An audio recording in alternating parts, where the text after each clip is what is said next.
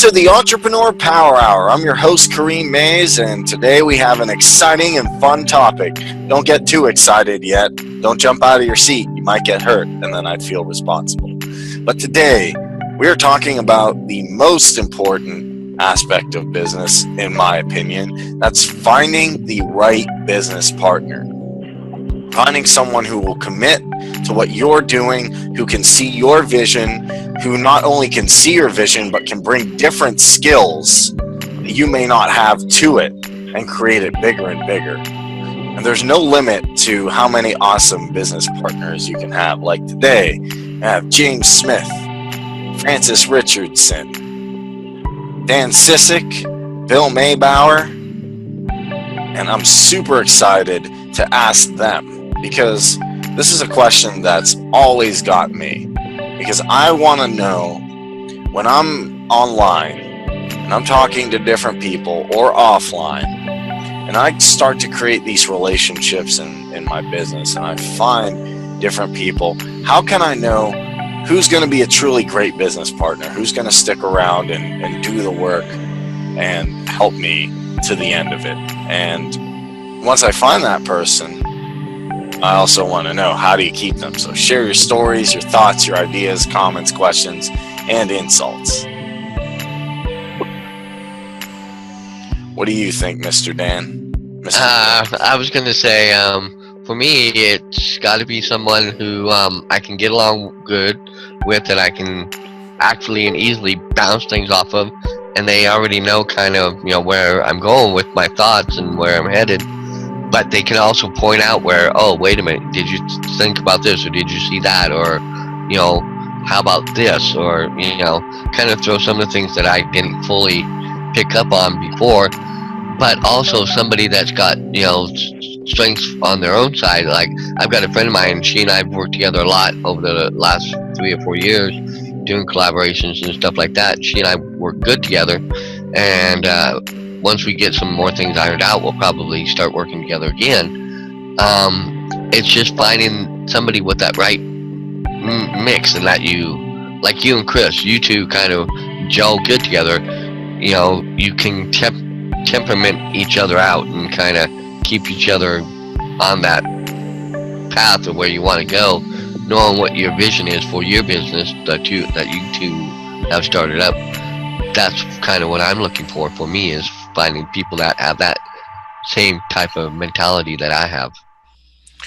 Definitely. I mean, you need to find that same type of mentality you can bounce ideas off of, because if you came up with, you're like, Kareem, I have simple life. I'm like, nah, I don't like that. And then you say, help me with a logo. I'm like, no, it's just not my thing. I'm like, what are you trying to do? And we have a returning guest. I want to say a big hi to Mr. Doug Doherty. He makes $5 billion on Shopify every day. And today, Doug, we're talking about how to find and keep great business partners. So, yeah, I'm going to ask. Doug, how do I find an awesome business partner? Can you let me know? I'm confused. How do I find Well, we'll go along with the second half. Okay. Well, what about the first? How to find good business partners. I think we were looking to Doug to give his comment. Yeah, Doug, I need your wisdom. Actually, this is one that I need everybody else's wisdom on, because I don't have a business partner, and I'm sure I could probably use one. My wife and I work together, but as far as having anybody out from outside, we don't have that, and there's a lot of things. We have a new hire doing some writing and some email work and all that for us. That's doing really well. But as far as an actual partner, there's a lot of places I could use a business partner. Yeah, I could even use more people, as business partners as it goes. So I'm asking myself this question as well. It's not like I'm like, oh, okay, yeah, it's me and Chris, because then there's things even me and him can't do. But how I met Chris was just over Facebook. He gave me a link to a book. And I said, this is interesting. I've never seen someone approach me like this. And when we first met, we didn't talk about business. That's the idea I wanted to bring to the table, is we didn't talk about business at all. We just kind of, talked about different ideas we have and different things that we were involved with. And then we started to develop a friendship. And one thing I've seen that is 100% true, a good business partner or a great business partner is going to be a lifetime friend as well. You can have that lifetime friend who's going to stick by you, even when it has nothing to do with what you're doing to make money. Then you can actually develop a business relationship that way, because you'll both have a vision for something. And then coming up with the idea for the power hour and working on it every single week. And how you can find that out, Doug, is find somebody who shares your vision, who you have a friendly relationship with and a deep relationship with. That's my idea, because ultimately I'm getting metal on metal and you're getting grounded out. Okay, whatever it was, quit. What up, man? Okay, we can hear you good now, Kareem. You were it sounded like metal on metal. Because there was a thing passing by my house, so that's why I got some interference. But anyway, that's the thing. Would you agree a good friend is a good business partner or a great business partner? I think they go hand in hand, yes.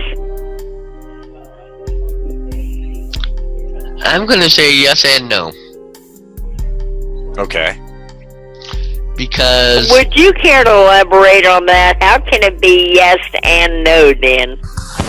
Well, because, there are some good friends of mine I know that I love to death and like them and get along fine with them. But I know pretty much what they're like.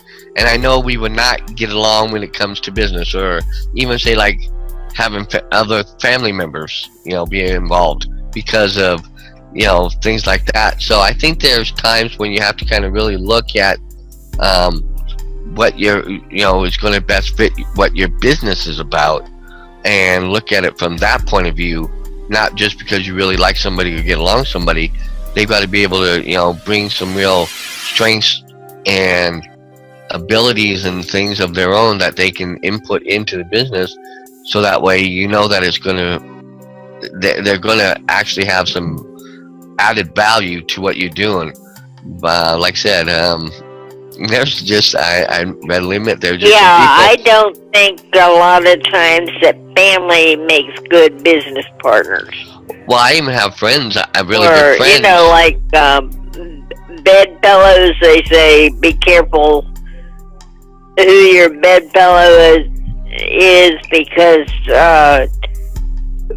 money and family don't mix, or for whatever reason you don't have the same insight or the same abilities to play off each other, like Kareem and Chris. They not always agreed, but and myself included, that you don't have to agree. You can agree to disagree and still get along, but you have the same goal. Well, no, I'm not saying that family can't work together, because there are lots of families that do work together and build empires. But at the same point, you need to get the right people, to me, that have the right mindset for what the business is comprised of, and they can bring the added skills and value to the business, not just because they're family and that you want to keep everything in the family. That's sometimes it's better to go out and find the people out there somewhere that have the skills that you really need. So I think that's another part of it. And two, you got to really know what your business is and what it's about and where you're trying to get, which Kareem and Chris have talked about. They got it written down. They've got it played out for what they want their business to be.